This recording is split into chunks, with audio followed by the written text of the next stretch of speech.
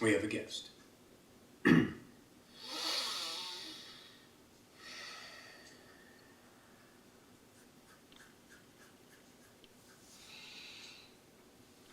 Oh, don't worry, darling. You don't need to prepare for me. Hi, all. This is Jane. I'm what you call a speaker. Now, what a speaker is, as many of you know, many of you don't know, will refresh your memory. Truly, that's what you idealize now. The idea of a speaker.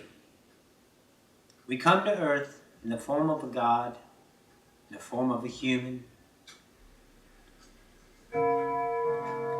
Some people call us earth angels.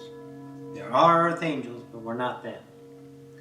The idea of speakers, once again, is to understand humanity and to offer ourselves in direct experience, in interaction, in the physical realm, if you will, as a guide. And in that idea, that was my journey. I have spent many lives upon earth as a speaker, learned many things about this wonderful incarnation. I shall give my memoirs in the idea of a channeled book. Take you through all the timelines that you've all forgotten. Really give you an idea, if you will, of how many timelines there truly are. To see how epic you truly are. And how you journeyed through this entire darkness with your, let's say, each other's love, Ocyphius likes to say. In that idea. So we will represent our journey. And I do mean our, because Roxy is part of me. She understands it. She forgot, though. We will represent our journey in that fashion to tell you what a speaker does, to reveal to you some own ideas of yourself about what a speaker is, remembering if you yourself were a speaker, if you had interactions on your thousands of lifetimes here with speakers. There are several thousand of us. And we learn and we take our time, a couple of eons, and we study ideas before we come and venture into this frequency and understand and co-create with that of humanity. And there's been an idea of a shift that we're noticing. And we'd like to offer some clarity on that, so we just thought we'd pop in.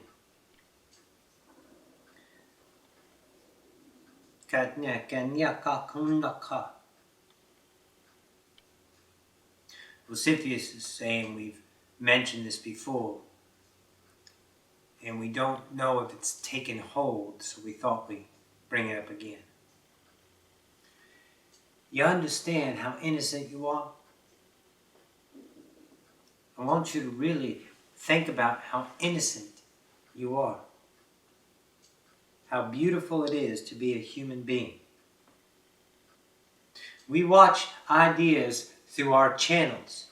We'll give you an idea.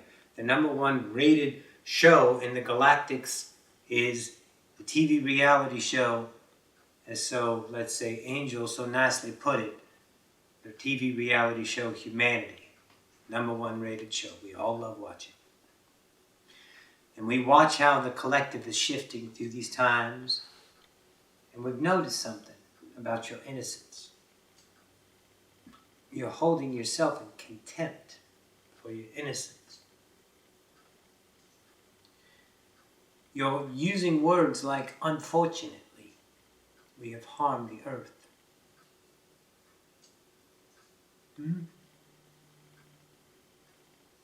Are you standing on your podium right now justifying, yes, we have?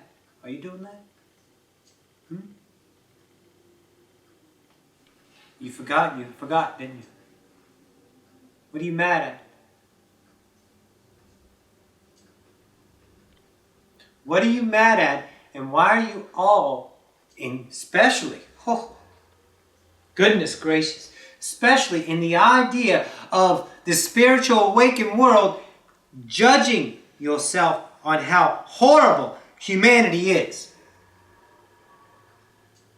Really? Did you forget? You Yes, you did. And that's the point. Your innocence is so pure. You're doing your best. But you still beat the shit out of each other. You're mad at people acting the way they are.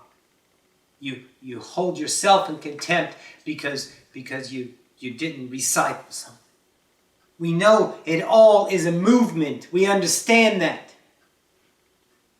But you must realize that the movement slows down when you feed it. You feed it with your intangible ideas of justice. Why do you do that to yourselves? When you see what I see about humanity and where you started from, as this idea of a bipedal walking around, surviving, and then mutating yourself to have longer legs so you can run from dinosaurs faster. When you see that story, that journey from the beginning of your exploration with complete innocence, then maybe you have an idea that you're not doing so bad. Maybe you can give yourself a break. Maybe you can remember all truths are truth in the moment and you're an expansion upon that and there are no regrets.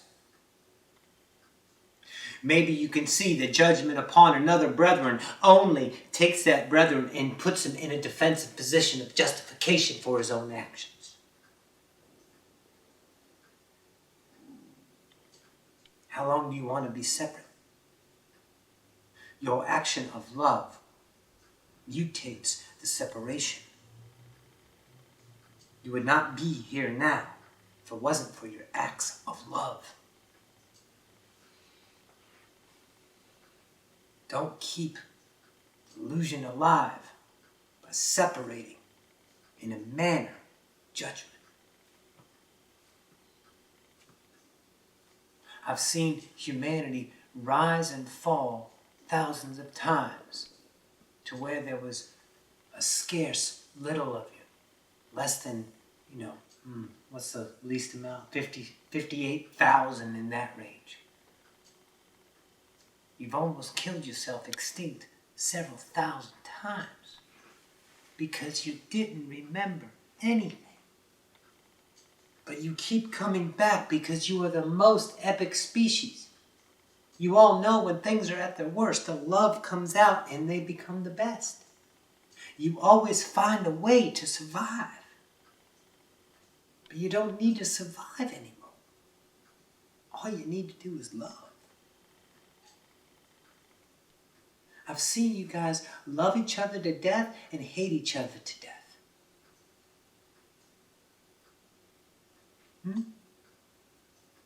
You don't need to do that anymore. You don't need to force any love or any hate. Because you're always love. And that's the paradox. Because your mind thinks you need to control the action. Nothing is needed. Nothing. You can just be that love with no effort, and you will discover that you shift to the earth that you prefer. I'm playing as a speaker right now upon another earth, we've spoken this before, it's been a while, that of the technological marveled earth, where there were no hidden secrets, where the collective allowed itself to have the free energy, to have all those marvelous ideas of relaxation. I'm a speaker over there right now. And that's a tough earth. Because everything is so good, no one wants to wake up. It's kind of a paradox, isn't it? But through your choosing of, let's say, to represent the idea of negativity, you're remembering yourself in the grandest fashion. And the masters of the masters have chosen this timeline. And I'm speaking to them right now.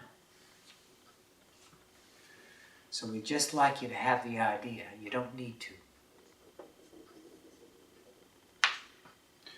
We'd just like you to have the idea that you don't need to get mad at what's going on around you.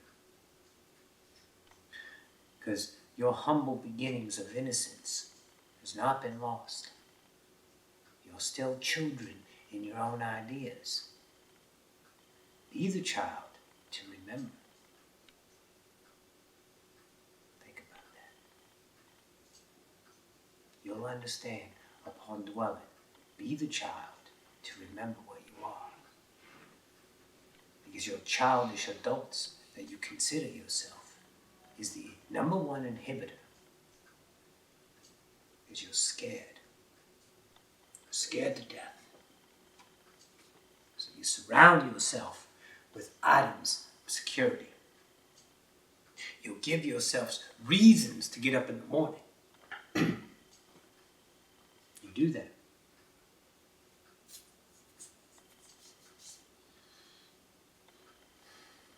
And all you have to do is just get up for yourself. And know that you're playing in this wonderful idea. And when that opportunity of judgment is presented to you on your doorstep, we'd like you to let it be. And it will depart your energy. Because there's nothing feeding you. Stop defining yourself. All right. I'm going to hop on out of here. I love you guys. We'll be talking to you in another now. Love you.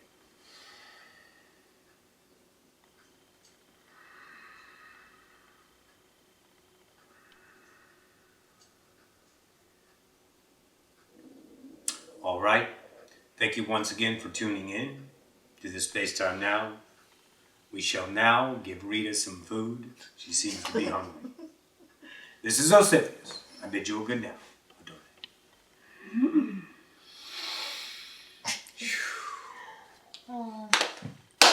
Booyah. All right, guys. I love you so much, and we'll get this up, and we'll talk to you now. Now. Bye.